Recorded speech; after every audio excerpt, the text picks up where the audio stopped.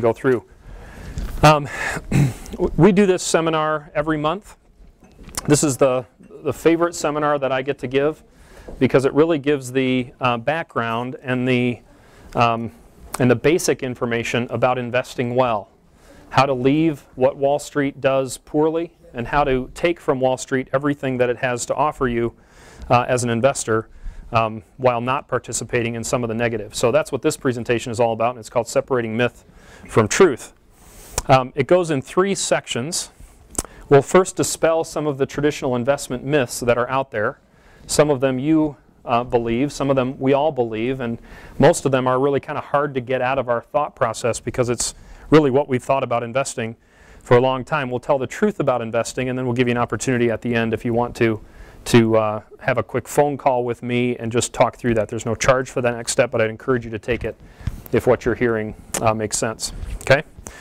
So we're going to dispel the myths first. A myth, for purposes of tonight, and I think this is a pretty good definition, is a story that's made up to explain a phenomenon that's beyond the science or the understanding of the day.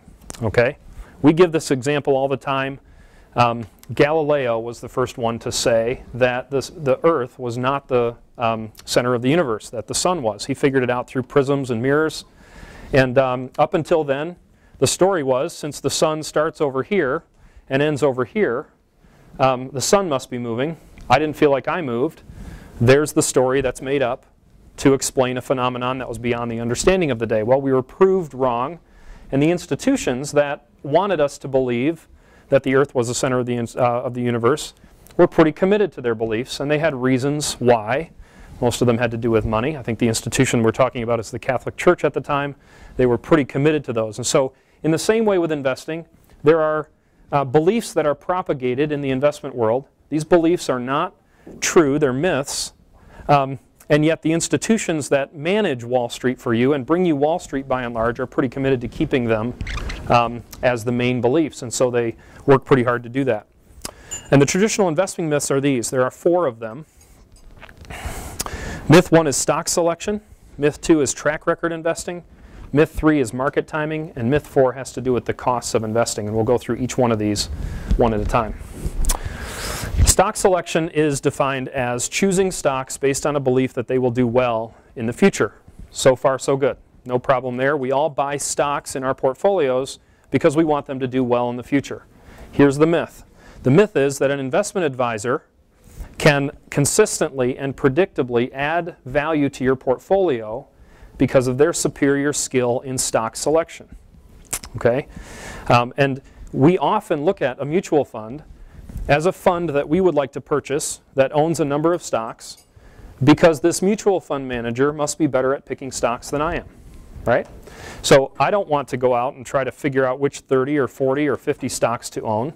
I'll own a mutual fund because this mutual fund manager will pick them for me and then they'll do a better job. This is called active stock picking. All right? Now what we have to do is we have to look at whether or not active stock picking pays off. And to do that we need all the information. All the information has to include information that's been taken out of the mix. This isn't in your book yet, but this is a mix, or this is a listing of all of the mutual funds from the first one ever born in 1923 all the way till 2009, I guess I have in this one. We have the 2010 data, where there were 26,905 mutual funds to choose from. And in that year, 2009, there were 1,570 funds introduced in that year. And in that year, there were 2,307 funds that were killed.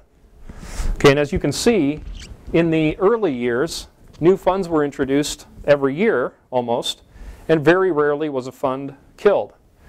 Back in '61, and then later in the late 60s and early 70s, the fact that mutual funds would die or get killed off became a pretty normal thing. Well, what happens to the returns in those mutual funds when a mutual fund company shows you a prospectus? Well, the ones that are killed no longer show up.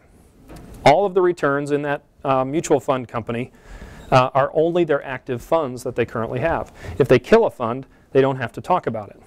So when they say 70% of our funds beat their Lipper averages, that's not too difficult to do if every December you deep 12 of them, right?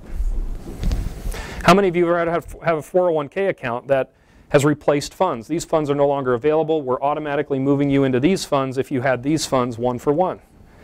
oftentimes that's a killing of one mutual fund and a movement to another. We took all of that data. Well, this is interesting too. 19,000 funds killed, almost it's getting on a half of them now. It used to always be about a third. Coming up on a half of all mutual funds that have been born are being killed, and at an increasing rate. We took all of that data and put it back into the mix. Okay, so we looked at all of the active funds. These are funds that you would own for 3 or 4 or 5 years before they get killed. And we put it all back into the mix, and the average return on the 200 dead funds were 77% negative. Funds are not killed by and large because they did so well everybody's getting jealous.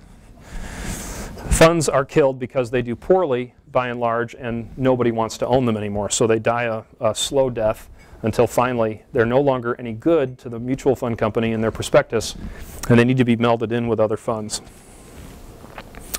But what we did is we put all of the information back in, and this one's in your book. So on the page where the graphs are on the left-hand side, I'll get the page number for you if you're watching. And this is in your blue books. If you just got here on the left-hand side of your blue folders, you can see this.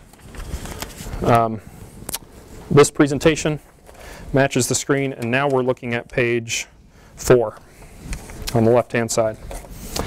And what we did is we compared the average of all mutual funds in the blue line to the market. And the market can be gauged in a couple of different ways. One common way to gauge the market is to look at what the S&P 500 does. The S&P 500 is the listing of the 500 largest companies in the United States that you can own on the stock market. And that line is in pink. And right next to it is a line in yellow, which is the CRSP 1 through 10 market. CRSP is the market equivalent of every stock you could potentially own, including middle-sized, small-sized companies, value companies, growth companies, everything there. And the average mutual fund underperforms, and this is only U.S. equity mutual funds, okay? So this is not bond funds. This is not international funds. These are just U.S. mutual funds. The average of all of them from 1973 until the end of 2010 would have grown $100,000 to $2.1 million. Had you just owned the S&P 500 stock market very inexpensively, you would have grown the same money, $100,000 to $3.7 million. So something is missing when 70% of all funds beat Lipper averages from one wirehouse to another. Investors aren't getting those returns. And all the information isn't in the prospectus. But when you go back to the CRSP, the Center for Research and Stock Pricing, and you get all of the data, even from the dead funds, you find that there is something amiss.